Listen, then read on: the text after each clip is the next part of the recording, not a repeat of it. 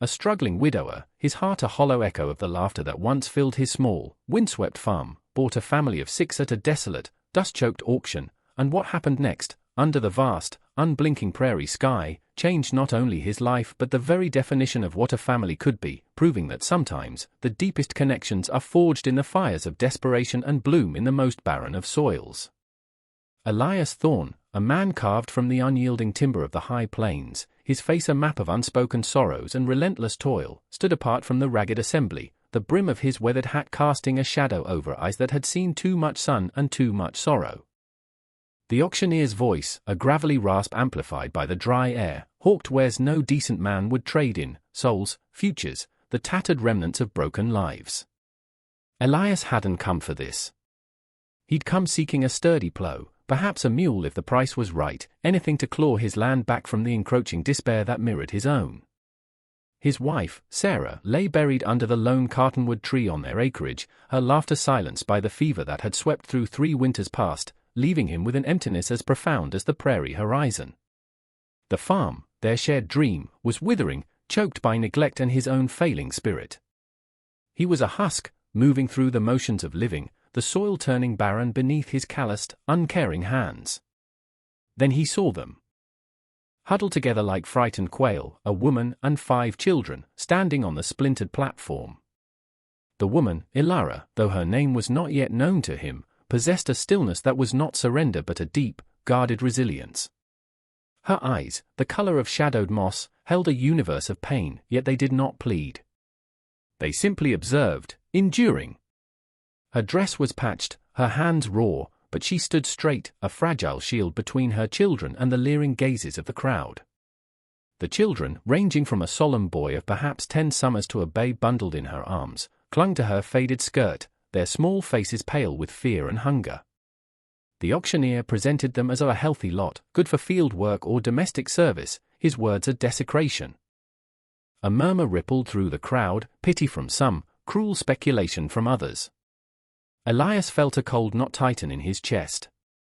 It was not pity, not entirely. It was a shard of something else, something akin to recognition. He saw in the woman's stoic endurance a reflection of his own long-held grief, and in the children's vulnerability, a stark reminder of the future he had lost. The bidding was desultory, shameful. These were not prized goods. They were burdens, mouths to feed in a land already starved for hope. He heard the numbers, low and insulting. He thought of Sarah, of her kindness, her unwavering belief in the good of people, even when the world showed them its harshest face. What would she have done? The question echoed in the silent chambers of his heart. Before he could fully comprehend his own actions, his voice, rough from disuse, cut through the oppressive air. $50 the gasp, then silence. The auctioneer's eyes widened. It was more than they were worth, by the cruel calculus of this place. More than Elias could truly afford. But the words were out, an irrevocable bid on something far more precious than livestock or land. He was bidding on a flicker of defiance against the casual cruelty of the world, a desperate gamble on the slim chance that something good could still take root in his desolate life. The auctioneer, recovering quickly, called for higher bids. None came. The hammer fell with a thud that seemed to resonate in Elias's very bones. Sold, to the quiet man in the back. Elias stepped forward, his movements stiff, his face unreadable. He paid the sum, the coins clinking with a finality that sealed their fates together. He did not look at the woman or the children as the transaction was completed. He simply gestured towards his battered wagon. "Come," he said, the single word a command, yet devoid of malice. It was a statement of fact, the beginning of an unknown journey. The woman, Ilara, gathered her children, her touch gentle but firm. She met his gaze then, just for a moment, and in her eyes, he saw not gratitude, nor fear, but a profound weariness, and perhaps, the faintest spark of questioning hope. The prairie wind whipped around them, carrying the scent of dust and distant rain, as this broken man and this fractured family began their passage into an uncertain shared future, a future bought with desperation, shadowed by sorrow, yet holding the faintest, most fragile promise of something new. The vast, indifferent sky watched, its canvas streaked with the fading colors of a dying day, as if to mark the moment when everything, for Elias Thorne and the souls he now sheltered, began to irrevocably change, though the nature of that change remained a terrifying, whispered mystery. The journey to Elias Thorne's farm was a silent pilgrimage through a landscape that mirrored the desolation in their hearts. The wagon, its wooden wheels groaning under the unaccustomed weight of 7 souls, carved a slow, hesitant path across the undulating plains.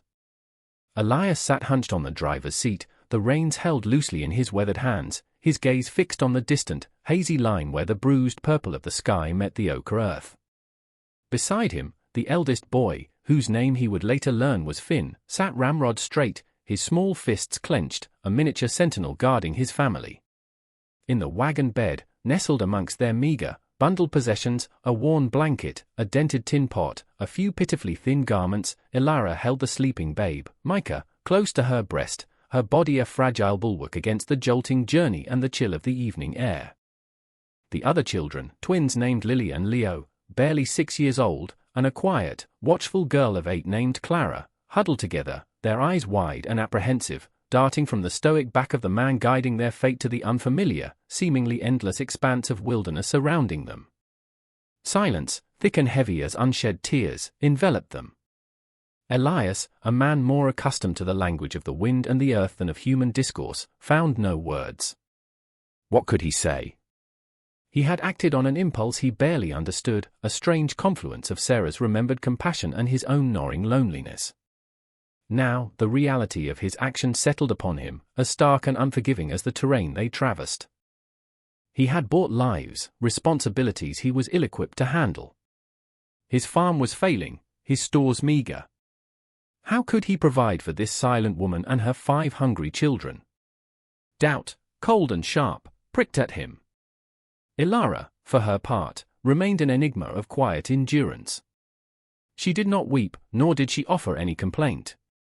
Her face, pale and drawn, was a mask of composure, yet Elias, stealing occasional, furtive glances, could see the exhaustion etched around her eyes, the subtle tremor in the hands that cradled her infant. She was a wellspring of unspoken sorrow, but also of a fierce, protective strength that radiated from her like a low, steady heat. He wondered about her past, about the circumstances that had led her and her children to such a grim marketplace. The auctioneer had offered no details, and Elias, a man who respected the sanctity of unspoken grief, had not asked. He knew only that she was here, now, under his reluctant care. The prairie itself seemed to hold its breath. The grasses, parched and brown from the long, dry summer, whispered secrets to the wind. Hawks circled high overhead, their keen eyes surveying the small, vulnerable procession. The sun, a merciless, molten orb, began its slow descent, painting the western sky in hues of fiery orange and blood red, a dramatic, almost violent farewell to the day. As twilight deepened, casting long, skeletal shadows across the land, Elias reined in the horses. "We'll make camp here," he announced, his voice raspy. He climbed down from the wagon, his movements stiff, and began to unhitch the weary animals. Finn, after a moment's hesitation and a silent nod from his mother, slid down and, with an earnestness that belied his years, offered to help. Elias, surprised, merely grunted an affirmative, handing the boy a rein. Elara, with practiced efficiency, began to arrange their sparse belongings for the night. She settled the children, her voice a low, soothing murmur that was the first sound approaching gentleness Elias had heard from her. Lily and Leo, their earlier fear momentarily forgotten, explored the small perimeter of the makeshift camp with cautious curiosity, their small hands reaching out to touch the rough bark of a stunted cedar, their faces upturned to the emerging stars. Clara, ever watchful, stayed close to her mother, her gaze often drifting towards Elias, a mixture of apprehension and something unreadable in her young eyes. Elias built a small fire, the crackle of the flames a welcome intrusion into the heavy silence. He shared what little food he had, dry biscuits and a strip of jerked venison. The children ate with a quiet hunger that twisted something in his chest. Elara ate sparingly, ensuring her children had their fill before taking a few morsels herself. There were no words of thanks, none were expected. Their exchange was one of necessity, raw and unadorned. As the stars pricked the velvet blackness of the night sky with cold, diamond light, Elias lay on his bedroll, a little apart from the family. he listened to the soft sounds of their breathing, the occasional whimper from one of the younger children quickly soothed by Ilara's gentle touch. He felt like an intruder in their circle of sorrow, yet he was also inextricably bound to them. The weight of their presence was immense, a tangible thing in the vast emptiness of the prairie. He thought of Sarah, her warmth, her laughter. The cabin, once a haven, had become a tomb of memories. Perhaps, a small, treacherous thought flickered, these strangers, this burden he had so rashly shouldered, might somehow, improbably, bring a different kind of life back to that desolate place. Or perhaps they would simply deepen the shadows. The wind sighed through the grasses, a mournful lullaby for a broken world, and under its vast, indifferent gaze, Elias Thorne closed his eyes, not to sleep, but to watch the slow turning of the stars, each one a distant, unattainable spark in the overwhelming darkness, much like the hope he dared not yet entertain. The first sight of Elias Thorne's farm did little to inspire confidence or comfort in the hearts of its new, unwilling inhabitants. As the wagon crested a low rise, the homestead came into view, nestled in a shallow dip in the land, looking small and vulnerable against the immense backdrop of the prairie. A single, gnarled cottonwood tree stood sentinel beside a cabin that seemed to sag under the weight of solitude and neglect. The paint on its weathered clapboard walls had long since peeled, leaving the wood exposed to the relentless sun and biting winds, now a dull, silvered gray. The porch roof drooped at one corner, and several shingles were missing, like lost teeth in a weary smile. Fences, meant to delineate fields and secure livestock, leaned at precarious angles, their wires snapped or buried under shifting drifts of dust and tumbleweeds. What might have once been a garden was now a patch of parched earth, cracked and barren, punctuated by the defiant stalks of dead sunflowers, their heavy heads bowed in surrender. The barn, a larger structure than the cabin, seemed to share in the general air of decay, one of its great doors hanging crookedly from a single hinge.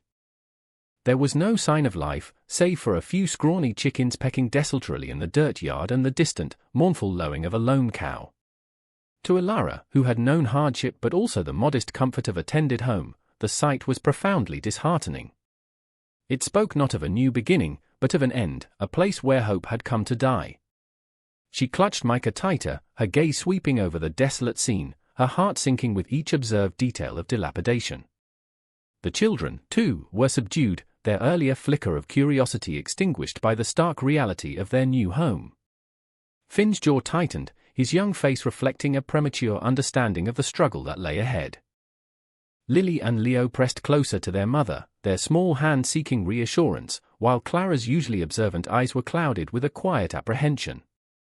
Elias brought the wagon to a halt before the cabin's rickety porch. He climbed down, his movements heavy, as if the very air of the place weighed him down.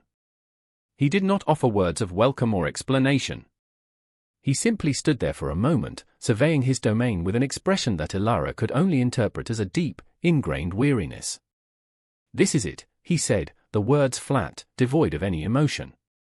He gestured towards the cabin. "You can take the main room. I'll use the lean-to." The cabin, upon entry, was no more inviting than its exterior.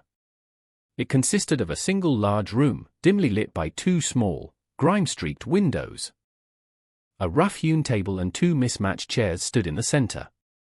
A cold, blackened hearth dominated one wall, a few charred logs resting within its dusty embrace. In one corner, a narrow cot with a thin, straw-filled mattress was the only visible bedding. The air was thick with the smell of disuse, of wood smoke long gone cold, and an underlying scent of dust and solitude. It was the smell of grief, Ilara thought, the scent of a life unlived. Yet, as Elias turned to the lean-to, a smaller, cruder addition at the back of the cabin, Ilara felt a stirring of something other than despair. It was the instinct to create order, to nurture, to make a space habitable, no matter how meager. This was her burden now, her responsibility. She set Micah down gently on the cot, his small face serene in sleep, and then, with a quiet resolve, began to assess the room. Her hands, though chapped and weary, moved with purpose. She instructed Finn to help her clear a space, while Clara, ever observant, began to gather the loose debris, old newspapers, bits of dried mud, a forgotten, broken tool. Lily and Leo, sensing a shift in their mother's demeanor, cautiously began to explore, their small fingers tracing patterns in the thick dust on the windowsill. Elias watched them for a moment from the doorway of the lean-to, his expression unreadable. He saw the woman, Ilara, moving with a quiet efficiency, her presence already beginning to disturb the stagnant inertia of the room. He saw the children, hesitant yet adaptable, beginning to impose their small existences upon the space that had for so long been his alone.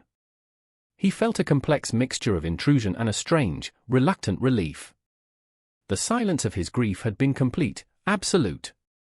Now, it was punctuated by the rustle of their movements, the soft murmur of Ilara's voice instructing her children, the occasional, tentative question from Finn.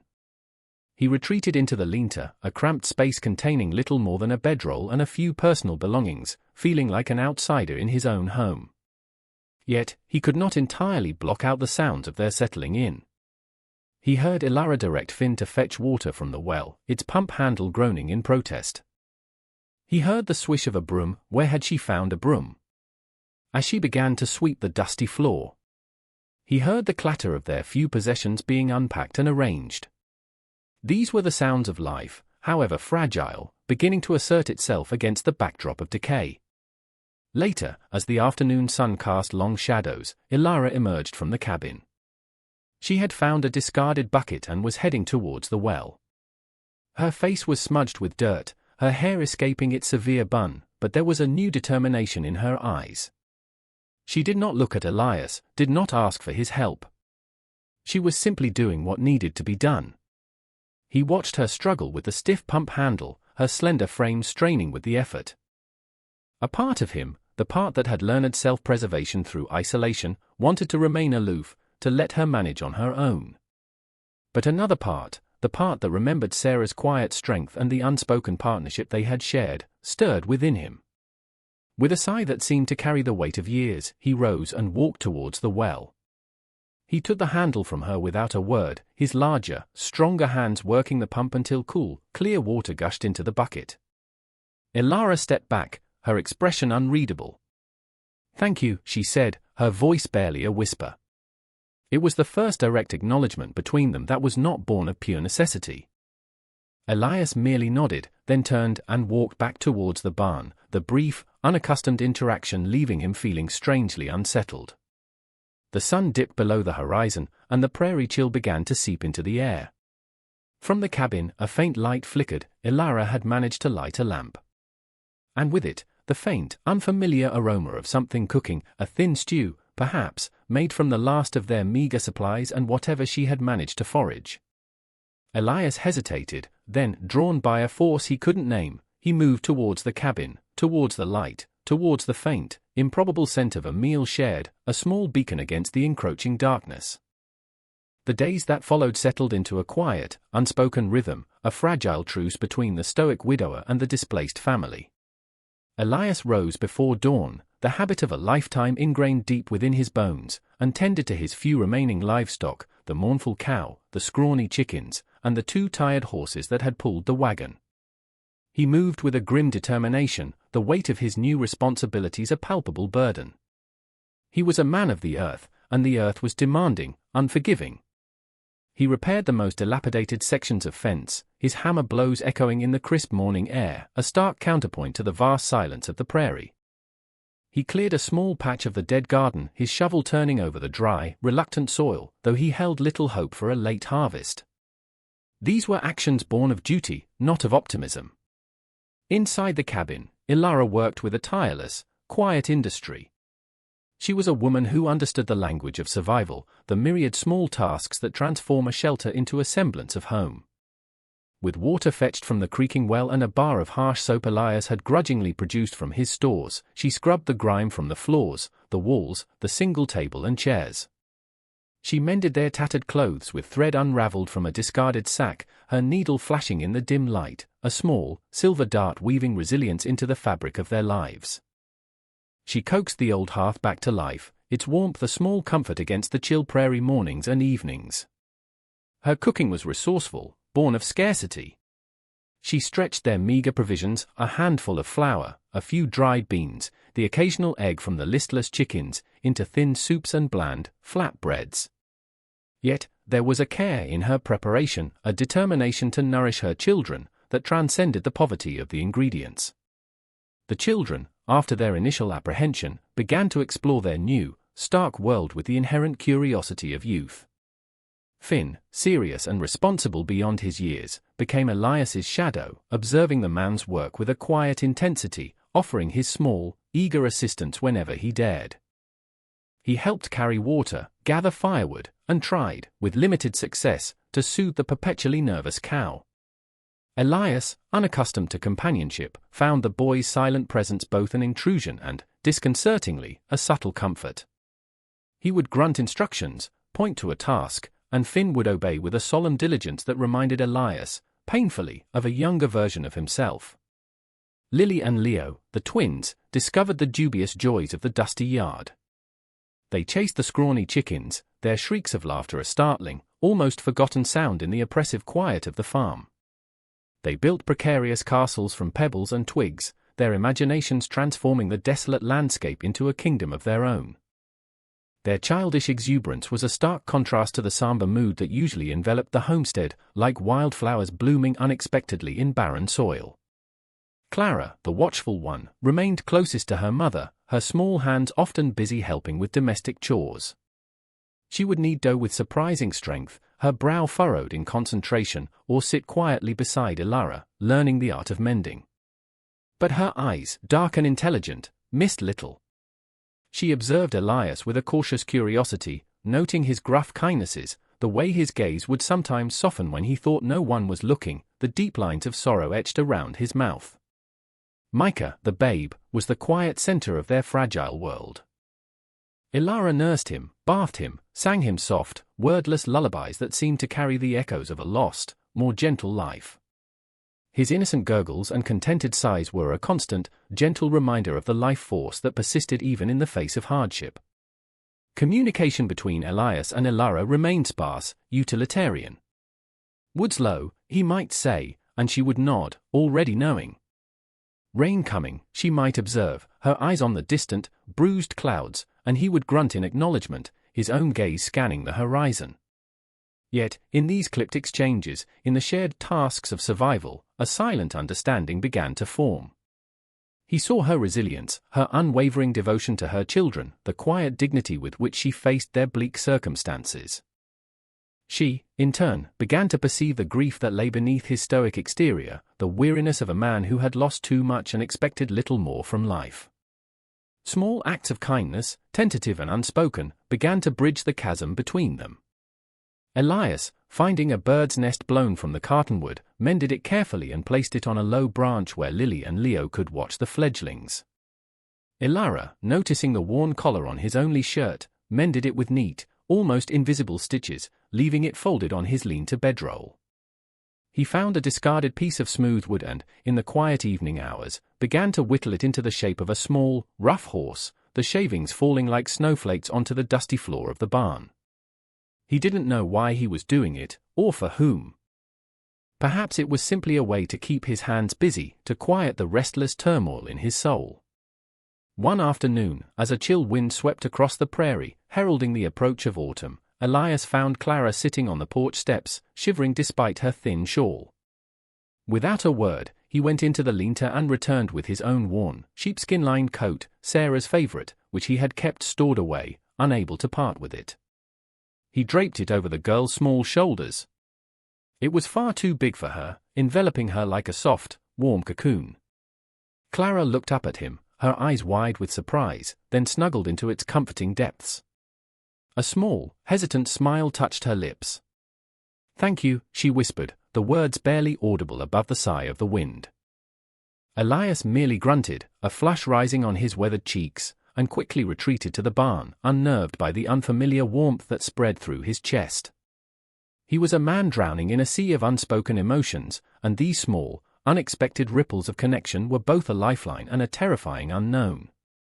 The prairie watched, its vastness a constant reminder of their isolation, yet within the crumbling fences of the Thorne homestead, a fragile ecosystem of shared existence was slowly, tentatively, taking root.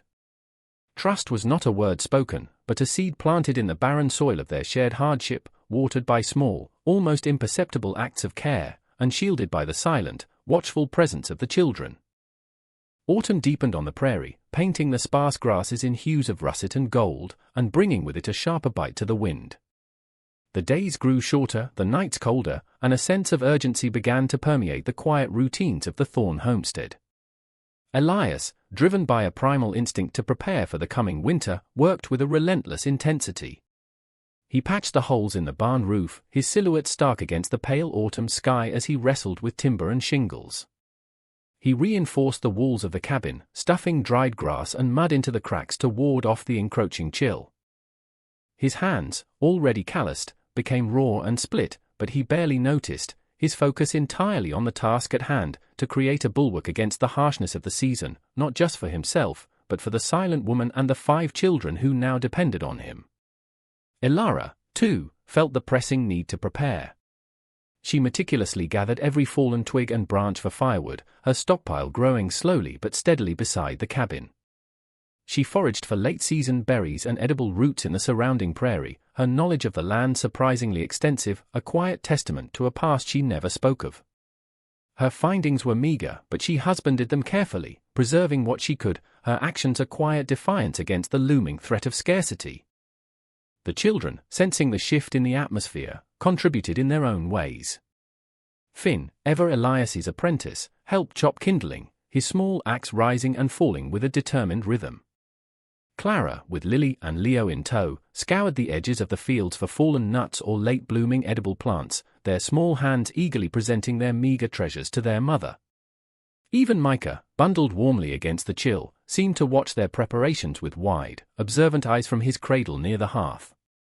One crisp afternoon, as Elias was attempting to coax a stubborn, rusted hinge on the barn door back into service, he heard a small sound behind him. He turned to see Elara standing there, a hesitant offering in her hands, a bowl of warm, savory-smelling broth. It was thin, he could tell, but the aroma of wild onions and some unidentifiable herb was surprisingly enticing. "You've worked long," she said, her voice soft, her gaze not quite meeting his. "Eat." He was taken aback. It was the first time she had offered him food directly, outside of the spare, shared meals at the cabin table. He looked from the bowl to her face, seeing the faint flush on her cheeks, the slight tremor in her hands. He saw not pity, but a quiet acknowledgement of his labor, a gesture of shared humanity. He took the bowl, his rough fingers brushing hers for a fleeting instant. "Thank you," he mumbled, the words feeling inadequate, clumsy on his tongue. He sat on an overturned bucket and sipped the broth. It was surprisingly good, warming him from the inside out. Elara did not leave, but stood a little distance away, her arms wrapped around herself as if for warmth, though the gesture seemed more protective than practical. They sat in a comfortable silence, broken only by the sigh of the wind and the distant cawing of crows. It was a small moment, yet it felt significant, a subtle shift in the delicate balance of their relationship. Later that week, a new challenge presented itself. The lone cow, their only source of fresh milk, grew listless, her breathing shallow, her eyes dull with sickness. Elias, his knowledge of animal husbandry rudimentary at best, felt a knot of anxiety tighten in his stomach. Milk was vital, especially for the children. He tried various remedies he remembered from his youth, but the cow only seemed to weaken. He saw the worry in Elara's eyes as she watched him, her own helplessness mirroring his. The children, too, sensed the gravity of the situation, their usual playful chatter subdued. Finn hovered nearby, his face etched with concern, while Lily and Leo peered anxiously through the barn door. One evening, as Elias sat dejectedly beside the ailing animal, Elara approached, carrying a small bundle of herbs he didn't recognize. "My grandmother taught me some things," she said quietly, her voice hesitant but firm. "May I try?" Elias looked at her, surprised. He had assumed her skills lay only in domesticity. He saw a flicker of something in her eyes, a knowledge, a certainty, that he had not seen before. He was desperate. "Do what you can," he said, his voice rough. For the next 2 days, Elara tended to the cow with a gentle, unwavering focus. She brewed concoctions from the herbs she had gathered, her hands moving with a practiced skill as she coaxed the animal to drink. She spoke to it in low, soothing tones, her voice a calming balm in the dim, anxious space of the barn. Elias watched her, a sense of wonder slowly dawning within him. There was a quiet power about her, an intuitive connection to the natural world that he had never suspected. The children, too, were captivated, observing their mother with a new sense of awe. Slowly, miraculously, the cow began to respond. Its breathing eased, a spark of life returned to its eyes. By the third day, it was standing, albeit weakly, and had begun to eat a little. A collective sigh of relief seemed to ripple through the small homestead. Elias found Ilara in the barn, gently stroking the cow's head. The animal, which had always been skittish around him, seemed calm, almost content, under her touch. "You saved her," he said, the words an admission of her skill, his own inadequacy. Ilara looked up, a faint, weary smile touching her lips. "The land provides, if you know how to listen," she said softly, her gaze distant, as if seeing something beyond the confines of the barn. It was then that Elias began to truly see her, not just as a burden he had shouldered, or a woman in need of protection, but as someone with a hidden strength, a quiet wisdom that ran deeper than he could have imagined. Her connection to the earth, to living things, was a gift, a resilient outcropping of life in the barren landscape of their existence. He looked at her hands, now tending to the cow, the same hands that mended clothes, kneaded dough, and soothed her children. They were hands that healed, hands that nurtured, hands that created life and order in the face of desolation. And in that moment, standing in the dim light of the barn, with the scent of hay and herbs and the quiet breathing of the recovering animal around them, Elias Thorne felt a flicker of something akin to hope, a fragile tendril reaching out from the frozen soil of his heart. The woman he had bought, the outcast, possessed a power he was only beginning to comprehend, a power that might just be strong enough to save them all. The revelation of Ilara's quiet gift with the ailing cow marked a subtle but profound shift in the dynamics of the Thorne homestead. It was as if a veil had been lifted, allowing Elias to see beyond her silence and her sorrow to the resilient spirit and unexpected knowledge that lay within. He found himself observing her more closely, not with suspicion, but with a dawning respect, even a quiet admiration. He noticed the way she moved through the prairie, her eye scanning the seemingly barren ground, identifying plants he had dismissed as mere weeds, her hand gently coaxing life from the reluctant soil in a small, sheltered patch beside the cabin where she had started a tiny herb garden. She seemed to possess an intuitive understanding of the natural world, a silent dialogue with the earth that he, for all his years of toiling on the land, had never achieved. This newfound awareness extended to the children. He saw reflections of Ilara's quiet strength and perceptiveness in them.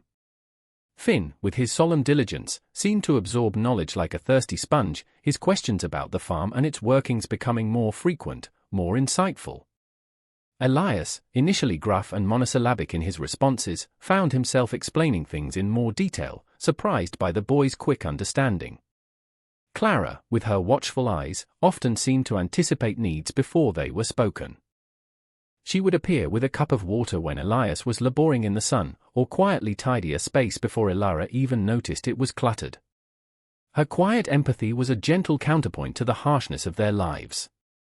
Lily and Leo, the boisterous twins, brought a different kind of life to the farm. Their laughter, though sometimes hushed by the weight of their circumstances, was a reminder of the simple joys that could still be found. They had a particular affinity for the chickens, naming each one and proudly reporting on their egg-laying prowess, or lack thereof. Elias, who had long since ceased to see the animals as anything more than a source of sustenance, found himself smiling faintly at their earnest pronouncements. The small, whittled horse he had carved now resided in Lily's pocket, a treasured talisman. He had left it on the porch one morning, and she had found it, her eyes shining with a delight that had startled him with its intensity. He had pretended not to notice, but the warmth of her unspoken gratitude had stayed with him. As the days grew colder and the threat of winter loomed larger, an external threat began to manifest, not as a sudden cataclysm, but as a slow, creeping unease. The nearest settlement, a small, dusty town called Redemption, was a full day's ride away. Elias rarely visited, preferring his isolation, but necessity sometimes drove him there for supplies he could not produce himself: salt, flour, lamp oil. On one such trip, undertaken as the autumn leaves were beginning to fall in earnest, he encountered the judgmental gaze of the community. Redemption was a town built on hardship and suspicion, its inhabitants wary of outsiders, quick to condemn what they did not understand. Rumors, like tumbleweeds, had already begun to drift in from the auction grounds, whispers about the quiet widower who had bought a woman and her brood. He saw it in the narrowed eyes of the storekeeper, heard it in the sudden silences that fell when he entered the mercantile, felt it in the way mothers pulled their children closer as he passed. They saw him not as a man who had perhaps performed an act of desperate compassion, but as someone who had engaged in a shameful transaction, acquiring a family like livestock. And Elara, by extension, was judged even more harshly, a fallen woman, an outcast, her children a burden on the land. Elias, a man of few words and even fewer explanations, did not deign to correct their assumptions. He bore their silent condemnation with a stoic indifference, his face an unreadable mask. But their scorn pricked at him, a constant, irritating reminder of the precariousness of their situation. He knew that if hardship truly struck, if illness or starvation visited his farm, he could expect no help from these people. They were on their own, an isolated island in a sea of disapproval. The whispers also carried a more specific, insidious threat. There were murmurs about Elara's past, vague insinuations about where she had come from, who might have owned her before. Elias tried to dismiss them as malicious gossip, but a seed of unease was planted. He had never asked Elara about her life before the auction, it was a locked door he had not dared to open. But now, the possibility of a shadow from that past reaching out to reclaim her, or her children, began to haunt his solitary thoughts. He found himself watching the horizon more often, his gaze scanning the empty expanse of the prairie not just for signs of changing weather, but for any unfamiliar rider, any hint of approaching danger. His protective instincts, initially focused on the practicalities of survival, began to sharpen, to extend beyond the provision of food and shelter to a more primal urge to defend this fragile family he had unwittingly taken under his wing. Elara, too, seemed to sense the shift in the atmosphere, the unspoken tension that emanated from the distant town. Though she never spoke of it, Elias noticed a new wariness in her eyes, a subtle tightening of her already reserved demeanor when he returned from redemption. She kept the children closer, her gaze lingering on them with a fierce, protective tenderness. The shared threat, though unspoken, forged another invisible strand in the complex web of their growing interdependence. They were outsiders together, their small, unconventional family unit defined as much by the disapproval of the world beyond their fences as by the quiet acts of care within them. The wind carried the scent of snow now, a clean, cold promise of the trials to come. The prairie seemed to hold its breath, waiting. And Elias Thorne, the stoic protector, felt a growing resolve solidify within him. He had bought them, yes, in a moment of desperate folly. But now, they were his to protect, not as property, but as something far more precious, something he was only beginning to understand the value of. The cruel world could cast its stones, but he would stand as a shield, his own broken heart slowly mending in the warmth of their unlikely, burgeoning family. The first snows arrived not as a gentle blanket, but as a furious, wind-driven onslaught, transforming the prairie into a desolate, white wilderness almost overnight. The blizzard raged for 3 days, a relentless assault of biting wind and blinding snow that trapped the inhabitants of the Thorne homestead within the fragile confines of the cabin. The world outside ceased to exist, replaced by a roaring, white chaos that pressed in on them, threatening to engulf their small island of existence. Inside, the atmosphere was thick with a mixture of anxiety and forced intimacy. The cabin, already small, felt impossibly cramped with 7 souls huddled within its thin walls. The wind howled like a famished wolf, rattling the window panes and finding every tiny crack and crevice to send icy drafts snaking across the floor. Elias, his face grim, worked constantly to keep the fire in the hearth roaring, the flickering flames a small, defiant beacon against the overwhelming power of the storm. He knew their stockpile of wood, though substantial, was not inexhaustible. Every log committed to the flames was a measure of their dwindling resources. Elara, her usual quiet composure strained, moved with a restless energy, tending to the children, rationing their meager food supplies, her eyes constantly darting towards the windows, as if trying to gauge the storm's intentions. The children, initially excited by the novelty of the snow, soon grew fretful and bored, their youthful energy constrained by the enforced confinement.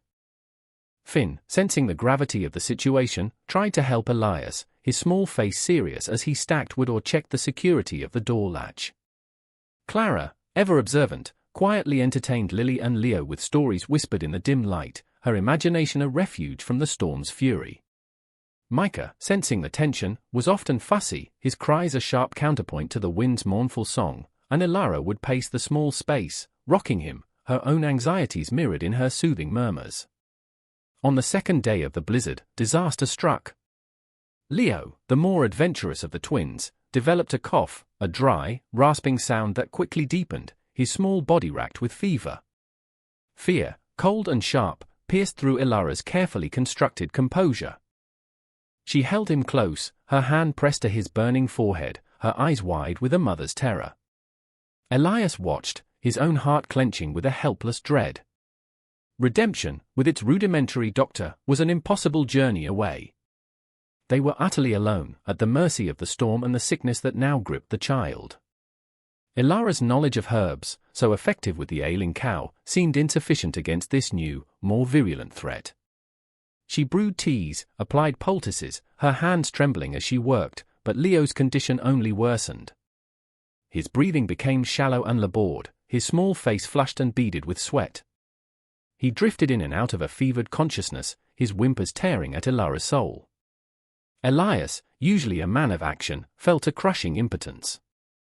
He could fight the elements, mend a fence, till the soil, but against this invisible enemy attacking the child, he had no weapons. He could only watch, his own grief for Sarah, lost to a similar fever, a raw, open wound. He saw the despair in Elara's eyes, a reflection of the agony he knew so well. The storm raged on, a malevolent chorus to their private tragedy. The cabin felt like a tomb, the air thick with fear and the scent of sickness. Lily, her twin's distress a palpable weight upon her, clung to Clara, her small face pale with worry.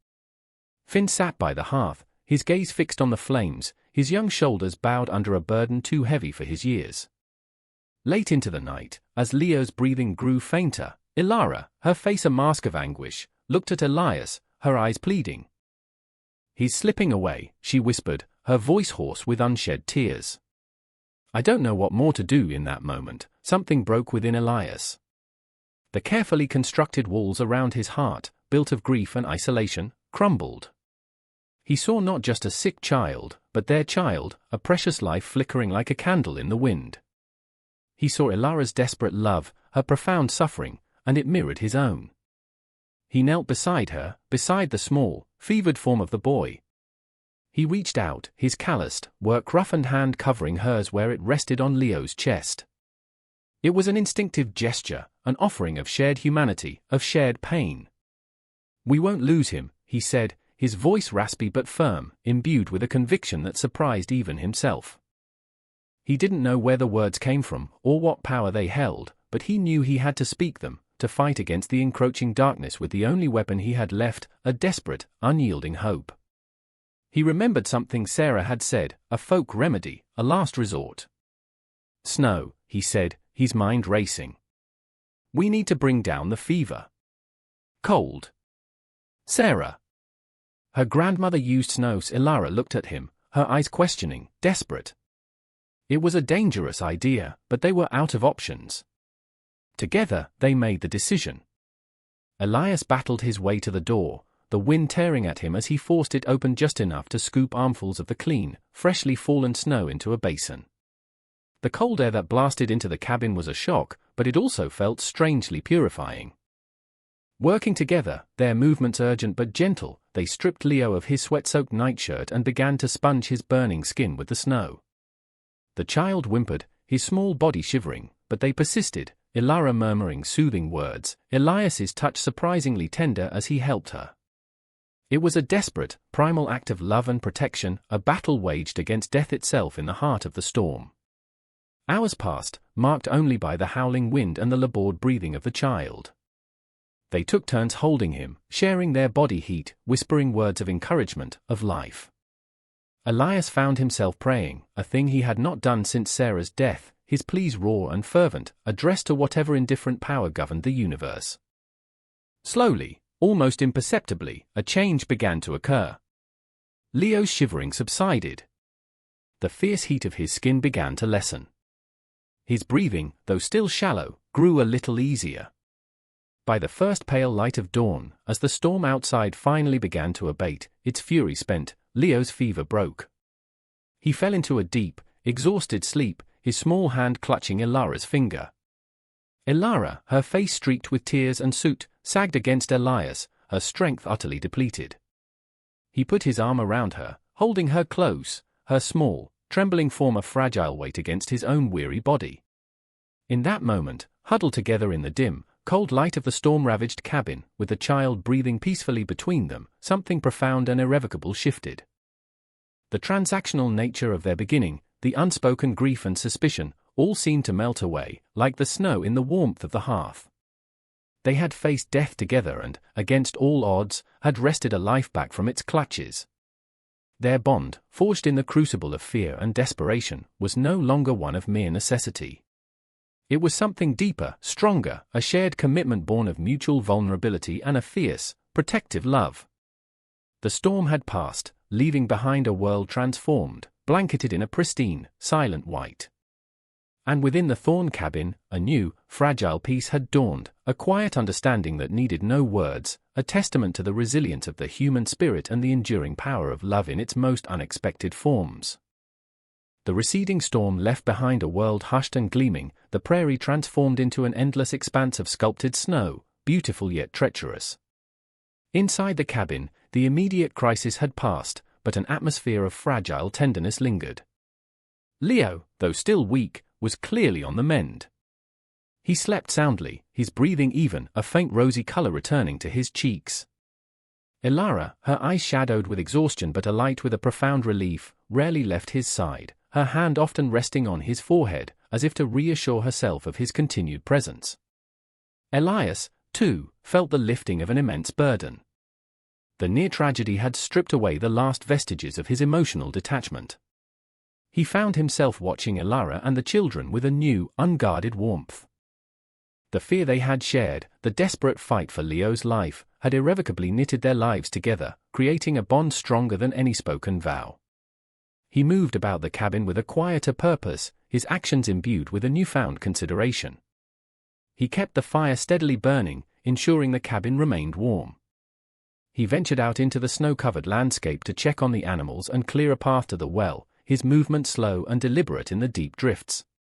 When he returned, his cheeks ruddy from the cold, Elara would have a cup of warm, weak tea waiting for him, a silent acknowledgement of his efforts, a small gesture of care that spoke volumes. The other children, subdued by the recent scare, were unusually quiet. Finn, relieved of the immediate anxiety for his brother, resumed his self-appointed role as Elias's helper, his young face reflecting a new maturity. Clara, her usual perceptiveness heightened, seemed to understand the subtle shift in the adults' relationship. She would often sit quietly beside her mother, her small hand reaching out to pat Elara's arm, or offer a gentle smile to Elias, her childish intuition sensing the fragile peace that had settled over them. Lily, inseparable from her twin, hovered near Leo's bedside, occasionally whispering stories to him, her voice soft and comforting. The experience had forged a new solidarity among the siblings as well, their shared fear now transformed into a quiet, protective affection. In the days that followed, as Leo steadily regained his strength, the unspoken commitment between Elias and Elara solidified. There were no grand declarations, no dramatic pronouncements. Their love, if it could yet be called that, was a quiet, unassuming thing, built on shared hardship, mutual respect, and the fierce, protective instincts that had been awakened within them. It was evident in the way Elias's gaze would linger on Elara as she hummed a lullaby to Micah, a softness in his eyes that had not been there before. It was there in the way Elara would mend a tear in Elias's coat with meticulous care, her touch gentle on the rough fabric. It was in the shared glances across the dinner table, the comfortable silences that no longer felt awkward or strained, but filled with a deep, unspoken understanding. One evening, as the children slept soundly and the cabin was filled with the soft glow of the firelight, Elara was mending one of Leo's small shirts. Elias sat across from her, ostensibly cleaning his rifle, but his attention was elsewhere. He watched the way the firelight caught the strands of her dark hair, the gentle curve of her neck as she bent over her work, the quiet grace of her hands. "You are a good mother," he said, the words escaping him almost unbidden, his voice rougher than he intended. Ilara looked up, her needle pausing mid-stitch. A faint blush rose on her cheeks. Her eyes, usually so guarded, met his with a surprising directness. "You are a good man, Elias Thorne," she replied softly, her voice barely a whisper. "You saved him. You saved us all." In more ways than one inch it was the closest they had come to an explicit acknowledgement of the profound change that had occurred between them. The words hung in the quiet air, simple yet laden with meaning. Elias felt a warmth spread through his chest, a feeling he had thought long dead and buried with Sarah. He cleared his throat, uncomfortable with the unfamiliar surge of emotion, but a small, almost imperceptible smile touched his lips. The wider community of redemption remained a distant, judgmental entity. When Elias next made the arduous journey into town for supplies, the snow still thick on the ground, he was met with the same cold stares, the same whispered condemnations. But something within him had changed. Their disapproval no longer pricked at him with the same intensity. He had his own small world now, a world built on courage and resilience, a world that the narrow-minded inhabitants of redemption could neither understand nor touch. He returned to the farm with a renewed sense of purpose, his wagon laden not just with provisions, but with a quiet determination to protect the fragile piece he had found.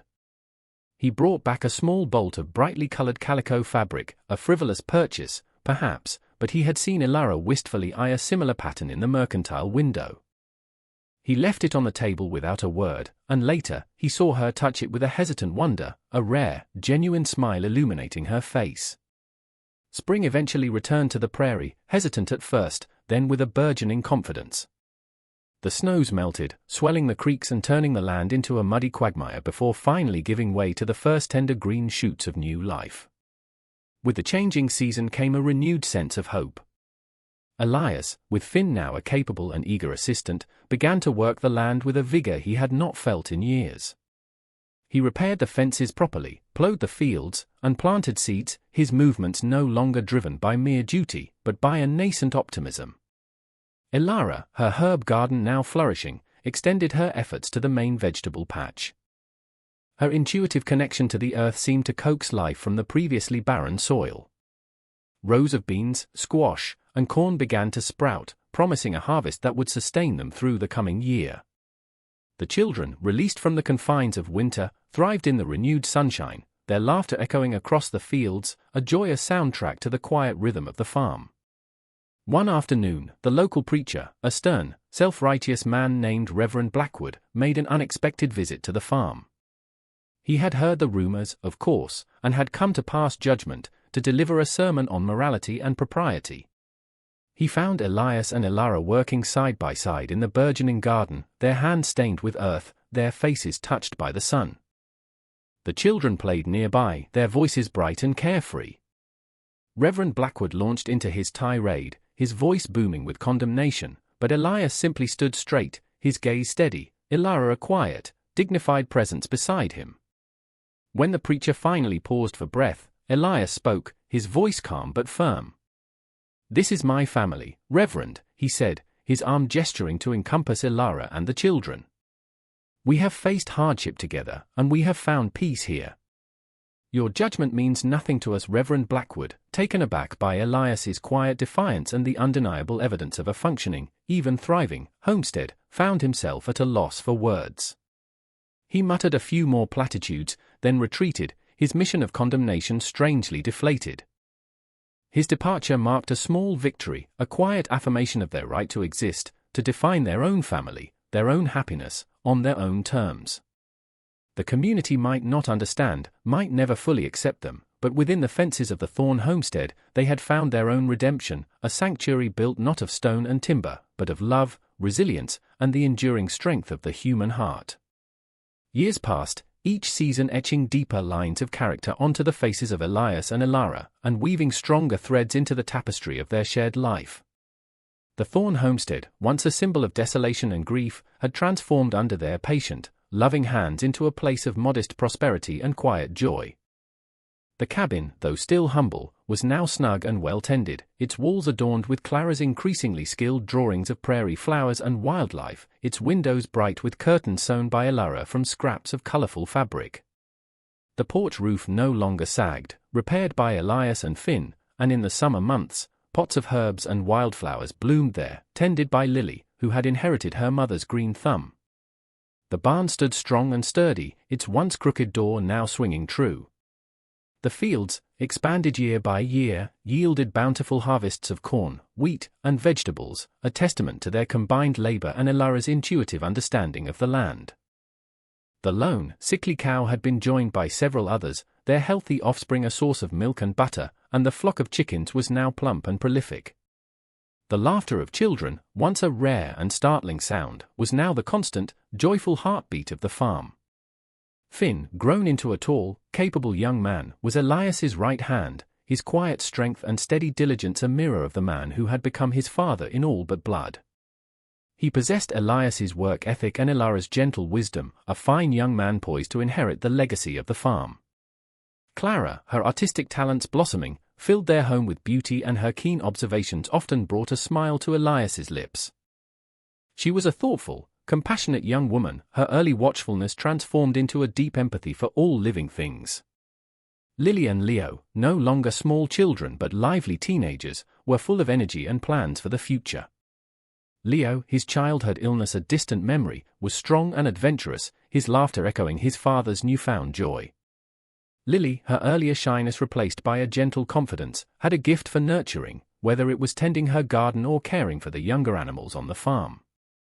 Micah, the babe Elias had first seen bundled in Elara's arms, was now a sturdy boy of 10, full of mischief and curiosity, the beloved youngest member of their unconventional family. He knew no other life, no other parents, and his unquestioning love for Elias and Elara was a daily affirmation of the family they had built.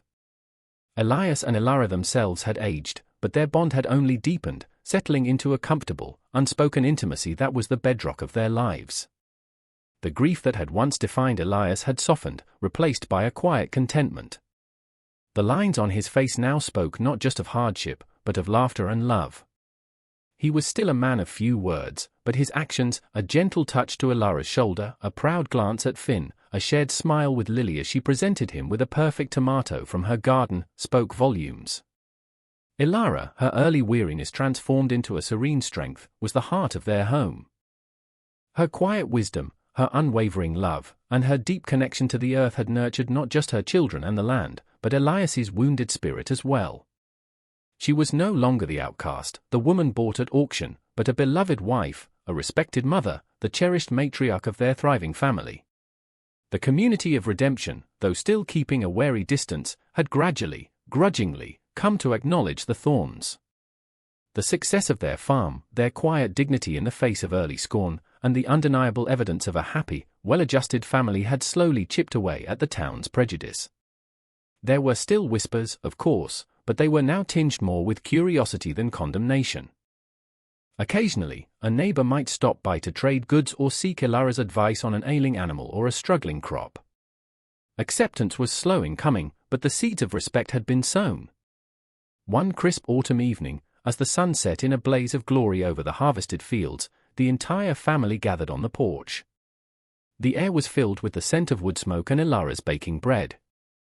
Micah was showing Elias a perfectly formed bird's nest he had found, his voice full of boyish enthusiasm. Finn and Leo were discussing plans for a new fence line, their voices a low murmur of shared purpose. Clara and Lily were helping Elara shell beans, their laughter mingling with the chirping of crickets. Elias looked at Elara, her face illuminated by the soft glow of the setting sun, her eyes reflecting the peace and contentment that now filled their lives. She met his gaze, and a slow smile spread across her lips, a smile that held all the love, all the shared history, all the quiet triumphs of their journey together. He reached out and took her hand, his calloused fingers lacing through hers. It was a simple gesture, but it spoke of a bond forged in the deepest fires of adversity and tempered by years of unwavering love and commitment. He remembered the desolate auction, the desperate purchase, the profound uncertainty of that first journey. He thought of the harsh judgments, the struggles, the near tragedies they had faced and overcome together. What had begun as a transaction, an act of desperate, reluctant charity, had blossomed into something rich and beautiful, something far more valuable than anything money could buy. It had become a family, a legacy, a testament to the enduring power of the human heart to find love and create belonging in the most unlikely of circumstances. The prairie wind whispered through the tall grasses, carrying the scent of earth and the promise of another peaceful night. Elias Thorne, the struggling widower who had bought a family, looked at the faces of his loved ones, his heart full to bursting, and knew that what had happened next had indeed changed everything. It had brought him home. The legacy of Elias and Elara Thorne, and the unconventional family they forged from the ashes of despair, did not end with their peaceful twilight years on the thriving farm. It rippled outwards, like the concentric circles from a stone dropped in a still pond, touching lives and shaping futures in ways they could never have fully anticipated. Finn, with his quiet strength and innate understanding of the land, inherited the farm, his hands as capable and his heart as kind as the man who had raised him. He married a gentle schoolteacher from Redemption, a woman who saw not the whispers of his family's unusual origins, but the integrity and warmth that shone from him. Together, they continued to nurture the land and the community, their home a welcoming beacon, much like Elias and Elara's had been. Their children, grandchildren of the widower and the outcast, grew up hearing the story of their grandparents' courage, resilience, and the profound love that had bound them together. It became a family legend, a testament to the idea that family was not merely a matter of blood, but of heart, commitment, and unwavering support in the face of adversity.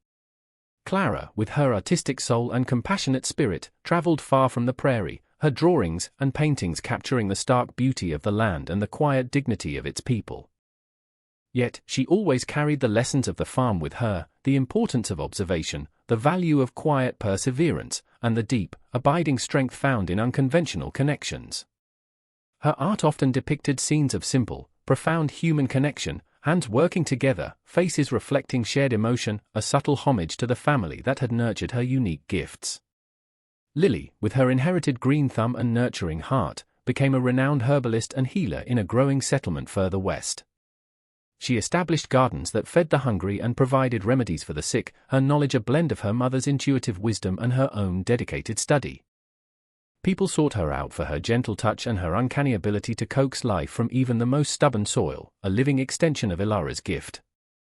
Leo, his adventurous spirit undimmed by his childhood illness, became a pioneer, pushing into new territories, his laughter and optimism a force that drew people to him.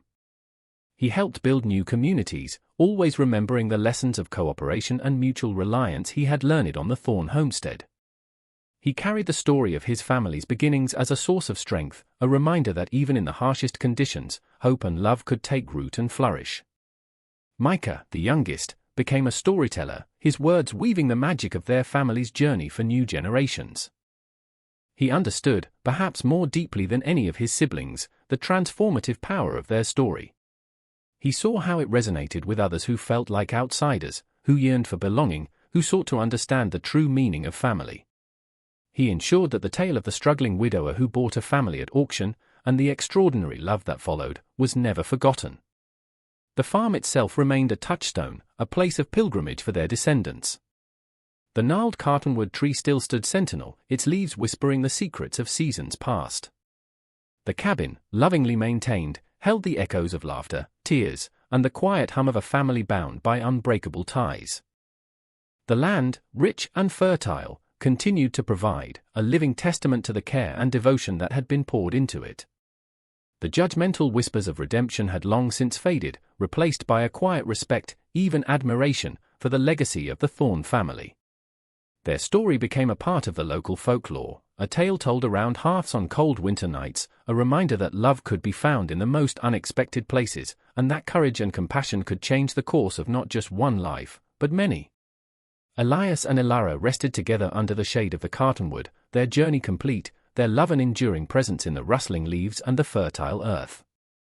Their lives, begun in such disparate circumstances of sorrow and desperation, had converged to create something beautiful and lasting, a legacy of love that transcended the transactional cruelty of their beginnings. They had proven that a family, true and strong, could be built not on convention, but on the unwavering commitment to see the inherent worth in another human being, to offer shelter not just from the storm, but from the coldness of the world. Their hands, once separate and burdened, had joined to cultivate not just a farm, but a future, demonstrating that the greatest acts of love are often quiet, everyday acts of courage, kindness, and unwavering presence. And so, the prairie wind continued to blow, carrying their story far and wide, a timeless message of hope, resilience, and the enduring power of a love that chose to see, to protect, and to nurture, changing everything not just for themselves, but for all who came after. Their story, you see, is more than just a tale from a bygone era, a sepia-toned photograph of hardship and improbable love. It is a mirror reflecting the deepest yearnings of the human heart, the need for connection, for belonging, for a love that sees us, truly sees us, in our brokenness and our strength, and chooses to stay. Elias, the stoic widower, his heart a landscape as barren as his neglected farm, found in Ilara and her children not a burden, but a reason to live again, to feel again. He did not offer grand pronouncements or flowery speeches, his love was in the repaired fence, the warm hearth, the protective arm that shielded them from the storm, both literal and metaphorical. His actions, stark and simple, spoke a language far more profound than words. Ilara, the resilient outcast, sold and scorned, carried within her an unquenchable wellspring of strength and nurturing grace. She did not demand pity or rail against her fate. Instead, she quietly, persistently, wove a tapestry of home and healing from the most meager threads. Her love was in the mended shirt, the carefully prepared meal, the soothing touch that calmed a fevered child or a skittish animal. Her hands, which had known only toil and sorrow, became instruments of creation and comfort, transforming a desolate cabin into a sanctuary. Together, they faced the cruel world, the callous auctioneer, the judgmental community, the harsh indifference of nature itself. They learned that true strength is not found in isolation, but in the vulnerable act of reaching out, of depending on one another, of forging a bond that could withstand any trial. Their family was not defined by societal norms or biological ties alone, but by a fierce, unwavering commitment, a chosen kinship that became more real, more powerful, than any conventional arrangement. The children, the innocents caught in the maelstrom of adult desperation, became the bridge, their simple needs and trusting hearts slowly thawing Elias's frozen grief and validating Ilara's gentle nature. Their laughter was the music that brought life back to the silent farm, their future the fertile ground where hope could finally take root.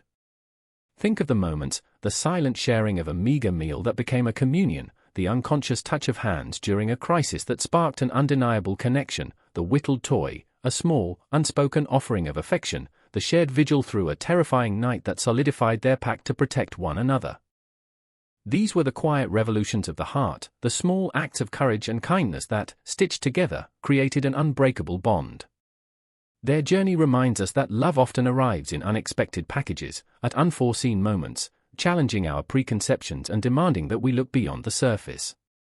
It asks us to consider who among us is an outcast, deemed a lesser by a world too quick to judge, and what hidden strengths, what profound capacity for love and resilience, they might possess if only someone were willing to see their inherent worth. It challenges us to be like Elias, willing to take a risk, to offer shelter, to see beyond the transaction to the human soul. It inspires us to be like Ilara, to maintain our dignity and our capacity to nurture even in the face of unimaginable hardship. This story, carried on the winds of time, whispers a timeless truth, that the greatest legacies are not built of stone or gold, but of love, courage, and the unwavering belief in the power of human connection to heal, to transform, and to create a haven of belonging, even in the most desolate of landscapes. It is a testament to love shown through hands, to understanding heard with the heart, a quiet, enduring melody of hope that resonates still. If this story of improbable love and the creation of a chosen family has touched your heart, if it has made you reflect on the quiet acts of courage and kindness that shape our lives, please consider sharing it with others. Like this message, subscribe for more tales that explore the depths of the human spirit, and let us continue to find inspiration in the enduring power of love to change everything.